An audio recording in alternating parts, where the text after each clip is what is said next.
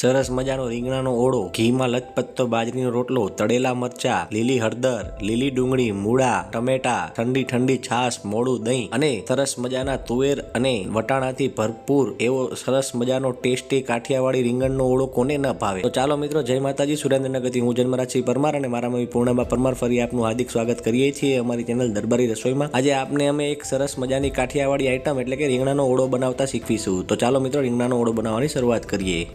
મિત્રો, અહીંયા રીંગણનો ઓળો બનાવવા માટે આપણે લીલું લસણ લઈ લેશું, ત્યારબાદ આ રીતે બારીક સમારેલા ટમેટા લઈ લેશું, ત્યારબાદ આ રીતે ફોલેલા લીલા વટાણા લઈ લેશું, ત્યારબાદ લીલી તુવેર લઈ લેશું। તદુપરાંત મિત્રો, મેં અહીંયા બે મોટા ભરથાના રીંગણ જે વજનમાં અંદાજે 500 ગ્રામ જેટલા છે તેને લઈ લીધા છે। ત્યારબાદ મિત્રો, આપણે અંદાજે 2 થી 3 નંગ જેટલી લીલી ડુંગળીને આ રીતે સુધારી લીધી છે, જેની અંદર તેના પાનના ભાગને તેમજ ડુંગળીના ભાગને આ રીતે કંઈક કોર્સ ટેક્સચરમાં આપણે સુધારીને તૈયાર કરી લીધો છે। અને ત્યારબાદ આપણે ઝીણું સમારેલું આદું લેશું, ત્યારબાદ ઝીણા સમારેલા મરચા લેશું અને અંતત આપણે લીલા ધાણા પણ લઈ લેશું। તો મિત્રો, કુલ મળીને આટલી શાકભાજીની મદદથી આપણે સરસ મજાનો રીંગણનો ઓળો બનાવીશું। તો મિત્રો, હવે આપણે ઓળો બનાવવાના મસાલાની વાત કરીએ તો તેની અંદર આ રીતે આપણે જીરું લઈ લેશું, ત્યારબાદ કશ્મીરી લાલ મરચું પાવડર લઈ લેશું, ત્યારબાદ ગરમ મસાલો લઈ લેશું, ત્યારબાદ સ્વાદ અનુસાર મીઠું લઈ લેશું અને અંતત આપણે હળદર પાવડર લઈ લેશું। તો છે ને એકદમ સિમ્પલ મસાલા। તો મિત્રો, આટલા વસ્તુની મદદથી આપણે સરસ મજાનો રીંગણનો ઓળો બનાવીશું। તો મિત્રો, સૌપ્રથમ ઓળો બનાવવા માટે આપણે રીંગણાને શેકી લેશું અને મિત્રો, રીંગણાને શેકવા માટે સૌપ્રથમ આપણે રીંગણા ઉપર આ રીતે ઓઇલિંગ કરી દેશું। મિત્રો, આ રીતે ઓઇલથી મેરિનેટ કરેલા રીંગણા એકદમ ઝડપથી ચડી જાય છે, તેમજ તેની છાલ કાઢવી પણ એકદમ સરળ રહે છે। તો મિત્રો, આ ટ્રીક છે, જો તમે રીંગણા ઉપર આ રીતે ઓઇલ એપ્લાય કરીને તેને શેકશો તો તમારા રીંગણા છે એ ગેસ પર ઝડપથી પાકી પણ જશે અને સાથે સાથે તેની છાલનો ભાગ પણ એકદમ સરળતાથી દૂર થઈ જશે। હવે મિત્રો, એક ખૂબ અગત્યની વાત કરીએ તો રીંગણાની અંદર આ રીતે આપણે કાપા પાડીને તેની અંદર આ રીતે લીલું મરચું તેમજ લસણને પણ આપણે ઉમેરી દેવાના છે। મિત્રો, આ બંને વસ્તુને ઉમેર્યા બાદ તેને રીંગણાની સાથે આપણે શેકી લેવાના છે। મિત્રો, આ રીતે રીંગણા સાથે મરચા તેમજ લસણને શેકવાથી તેનો એક અલગ જ પ્રકારનો ટેસ્ટ અને ફ્લેવર સરસ મજાનો આપણા ભરથામાં આવે છે, જેની અંદર તેનો સ્મોકી અને એકદમ સરસ મજાનો રોસ્ટેડ ફ્લેવર આપણને આપણા ભરથાની અંદર મળે છે। તો મિત્રો, આ પણ એક અગત્યની ટીપ છે। તો મિત્રો, થઈને એકદમ જોરદાર 2 પ્રકારની ટીપ। મિત્રો, આ 2 ટીપને તમે ફોલો કરીને તમારા ઘરે જો રીંગણાનો ઓળો બનાવશો તો નાના મોટા સૌ કોઈ આંગળા ચાટતા રહી જશે। મિત્રો, આ બધી વસ્તુને ફોલો કર્યા બાદ આપણે આ રીતે રીંગણને ગેસ પર શેકવા દેવાનું છે અને મિત્રો, આપણા રીંગણના ઉપરની સપાટી છે એ એકદમ કડક થઈ જાય અને જ્યારે તેની સ્કિનને આપણે ખેંચીએ ત્યારે આપણા રીંગણા પરથી ઇઝીલી એક્સફોલિએટ થઈ જાય તે સ્ટેજે આપણું રીંગણું પહોંચે ત્યારે આપણું રીંગણું છે એ ઓળો બનાવવા માટે એકદમની પરફેક્ટલી શેકાઈ ગયું છે, એ એનું એક પરફેક્ટ ઇન્ડિકેશન છે। મિત્રો, તમે અહીંયા જોઈ શકો છો, આપણે ગેસની મીડિયમ ટુ હાઈ ફ્લેમ વચ્ચે જ્યારે આપણું રીંગણું ગેસ પર શેકી રહ્યા છીએ ત્યારે તેની સ્કિન છે એ ધીમે ધીમે લૂઝ થઈ રહી છે અને તેની સ્કિન છે એ રીંગણાથી ધીમે ધીમે દૂર થઈ રહી છે। આ સાથે સાથે આપણા રીંગણામાં ઉમેરેલ મરચા તેમજ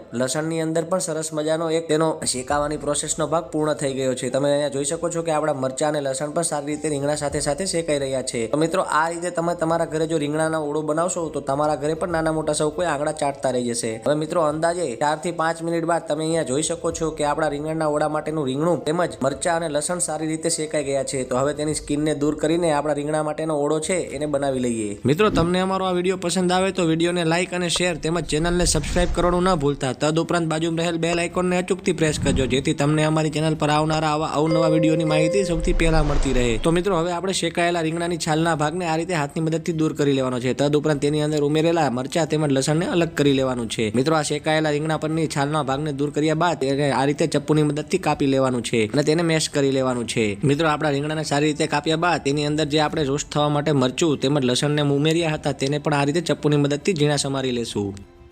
મિત્રો, આ રીતે જે કટ કરેલા રીંગણા તેમજ કટ કરેલા મરચા તેમજ લસણને સારી રીતે આપણે મેશરની મદદથી મેશ કરી લેશું અને મિક્સ કરી લેશું, જેથી આપણો રીંગણાનો કાચો ઓળો છે એ બનીને તૈયાર થઈ જાય। મિત્રો, તમે અહીંયા વિડીયોમાં જોઈ શકો છો એ પ્રકારે આપણે તમામ વસ્તુઓને એકબીજા સાથે સારી રીતે મિક્સ કરીને પાઉંભાજીના મેશરની મદદથી મેશ કરી લેવાના છે। તો મિત્રો, બધી જ વસ્તુ સારી રીતે મિક્સ થયા બાદ આપણા રીંગણાના ઓળાનું એક ફાઇનલ ટેક્સચર આ પ્રકારનું લાગશે। તો તમે અહીંયા જોઈ શકો છો આપણી બધી જ રોસ્ટ થયેલી વસ્તુ એકબીજા સાથે સારી રીતે મિક્સ થઈ ગઈ છે। તો ચાલો મિત્રો, હવે રીંગણનો ઓળો બનાવવાની શરૂઆત કરીએ। તો સૌપ્રથમ રીંગણનો ઓળો બનાવવા માટે મેં એક પેનની અંદર અંદાજે 3/4 કપ જેટલું તેલ લઈ લીધું છે। મિત્રો, આપણું તેલ સારી રીતે ગરમ થઈ જાય ત્યારબાદ તેની અંદર મેં વઘાર માટે જીરું ઉમેરી દીધું છે। મિત્રો, અહીંયા આપણું જીરું સારી રીતે ફૂટી જાય ત્યારબાદ તેની અંદર 1 પિંચ જેટલી મેં અહીંયા હિંગ ઉમેરી દીધી છે અને મિત્રો, આપણું જીરું તેમજ હિંગ સારી રીતે સતળાઈ જાય ત્યારબાદ આપણે તેની અંદર મિત્રો આપણી આ બંને વસ્તુ સારી રીતે સતળાઈ ગઈ છે તો હવે આપણે વટાણા તેમજ તુવેરને સારી રીતે ફ્રાય કરીશું। મિત્રો, આમાં એક ટ્રીક છે, તમે અહીંયા જોઈ શકો છો મેં 1 વાટકી જેટલા વટાણાને તેલની અંદર ફ્રાય કર્યા બાદ તેને આ રીતે થાળીની મદદથી ઢાંકી દીધા છે, જેથી આપણા વટાણા છે અંદર તેલની અંદર પ્રોપરલી ફ્રાય ફ્રાય થઈ જાય અને બધા જ વટાણા સારી રીતે ફૂટી જાય. તો મિત્રો આ એક ટ્રીક છે, તમે અહીંયા જોઈ શકો છો આપણા બધા જ વટાણા છે ફૂટીને એકદમ સારી રીતે ફ્રાય થઈ ગયા છે. હવે તેની અંદર આપણે તુવેરા ઉમેરી દઈશું. મિત્રો ઘણા લોકોનો એવો પ્રશ્ન હોય છે કે આ રીતે વટાણા અને તુવેર છે એને ભરથામાં ડાયરેક્ટ ઉમેરવાથી તે કાચા રહી જતા હોય છે, તેમજ તેનો સ્વાદ પ્રોપર નથી આવતો. પરંતુ જો તમે આ ટ્રીકની મદદથી તમે આ રીતે ગરમ તેલની અંદર વટાણા તેમજ તુવેરને વારાફરતી ઉમેરીને ત્યારબાદ આ રીતે થાળીની મદદથી ઢાંકી દેશો અને બંને વસ્તુઓને સારી રીતે તમે ફૂટવા દેશો અને ફ્રાય થવા દેશો તો તમારા વટાણા અને તુવેર એકદમ સારી રીતે ફ્રાય થઈ જશે. તમે અહીંયા જોઈ શકો છો કે આપણા વટાણા તેમજ તુવેર છે એ તેલની અંદર પ્રોપરલી ફ્રાય થઈ ગયા છે અને બધા જ વટાણા તેમજ તુવેર સારી રીતે ફૂટી ગયા છે. તો આ એક પરફેક્ટ ઇન્ડિકેશન છે કે આપણા વટાણા અને તુવેર છે એ આપણા ભરથા માટે પ્રોપરલી ફ્રાય થઈ ગયા છે.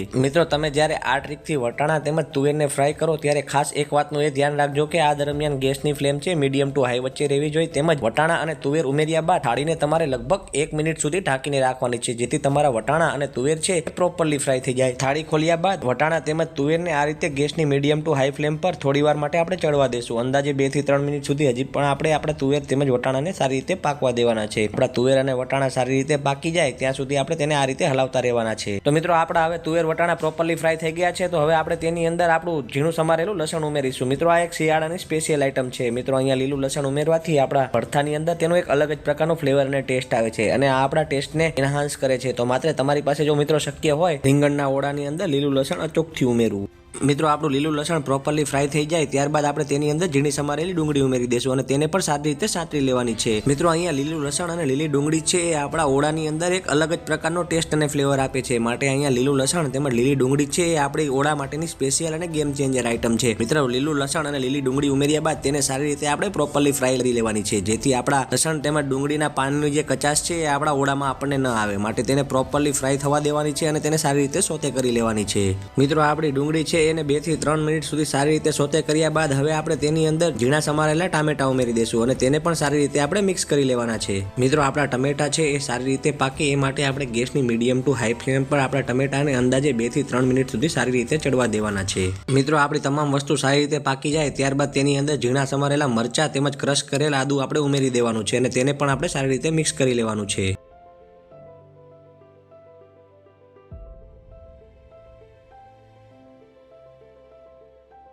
તો મિત્રો અંદાજે 5 થી 7 મિનિટ બાદ આપણા તમામ ઉમેરેલા શાકભાજી સારી રીતે ચડી ગયા છે. તો હવે અંતતઃ આપણે તેની અંદર મસાલા કરીશું. સૌપ્રથમ મિત્રો આપણે અહીંયા 1 ટેબલ સ્પૂન જેટલું મીઠું ઉમેરીશું. મિત્રો જ્યારે આપણે મસાલા કરવાની શરૂઆત કરીએ ત્યારે સૌપ્રથમ આપણે મીઠું એટલા માટે ઉમેરી રહ્યા છીએ કારણ કે મીઠું ઉમેરવાથી તમારા જો કાદા થોડા ઘણા પણ શાકભાજી કાચા રહી ગયા હશે તો તે ઝડપથી ચડી જશે. આ ઉપરાંત મિત્રો આપણે તેની અંદર અંદાજે 1 ટીસ્પૂન જેટલો ગરમ મસાલો ઉમેરીશું. જો મિત્રો તમે વધારે તીખું ખાવાનું પસંદ કરતા હોય તો તમે ગરમ મસાલાનું માપ છે તમારી જરૂરિયાત મુજબ પ્લસ કે માઇનસ કરી શકો છો. ત્યારબાદ મિત્રો આપણે અંદાજે 1 ટીસ્પૂન જેટલી અહીંયા હળદર ઉમેરીશું અને તેને પણ આપણે આ તમામ શાકભાજી સાથે સારી રીતે મિક્સ કરી લેશું. મિત્રો જ્યારે આપણું શાકભાજી છે એ ઓળાની અંદર પાકતું હોય ત્યારે તમારે ગેસની ફ્લેમ છે મીડિયમ ટુ હાઈ વચ્ચે રાખવાની છે, પરંતુ જ્યારે આપણે મસાલા કરીએ ત્યારે આપણે ગેસની ફ્લેમ છે મીડિયમ ટુ લો વચ્ચે રાખવાની છે, જેથી આપણા મસાલા છે એ આપણા વેજીટેબલની અંદર સારી રીતે એબ્ઝોર્બ થઈ જાય. ત્યારબાદ મિત્રો અંતતઃ આપણે તેની અંદર 1 ટેબલ સ્પૂન જેટલું ખમણેલું બીટ ઉમેરીશું. મિત્રો આ સ્ટેપ એકદમ ઓપ્શનલ છે, પરંતુ મિત્રો જો તમે તમારા ઓળાની અંદર ખમણેલું બીટ ઉમેરશો તો તેનો એક સારો એક કલર અને તેમજ તેનો એક સારો એવો ફ્લેવર પણ આપણા ઓળાની અંદર આવશે. માટે જો તમે ચાહો તો આ સ્ટેપને ફોલો કરી શકો છો અને ચાહો તો તમે આ સ્ટેપને સ્કીપ કરી શકો છો, પરંતુ હું તો તમને રેકમેન્ડ કરીશ કે તમે તમારા ઓળાની અંદર જરૂરથી ખમણેલું બીટ ઉમેરજો.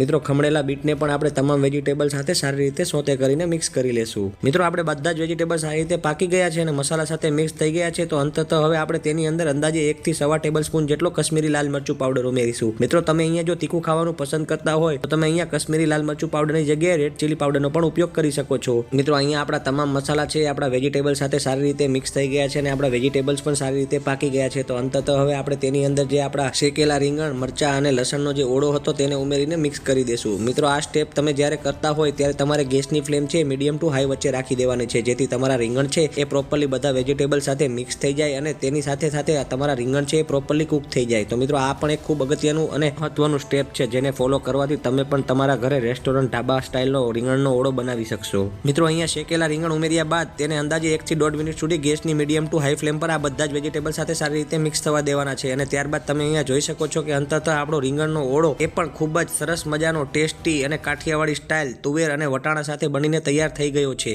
તો મિત્રો તમે અમારી આ સ્ટાઇલથી તમારા ઘરે પણ ચોક્કસથી રીંગણનો ઓળો અને આ રીતનું કાઠિયાવાડી ભાણું બનાવીને અમને કોમેન્ટ કરજો કે તમારા ઘરે કેવું બને છે. તો મિત્રો તમને અમારો આ વિડીયો કેવો લાગ્યો છે કોમેન્ટમાં જરૂરથી જણાવજો અને વિડીયોને લાઈક પણ કરજો. તો મિત્રો તમને અમારો આ વિડીયો જોવા બદલ તમારો ખૂબ ખૂબ આભાર. ધન્યવાદ. Thank you.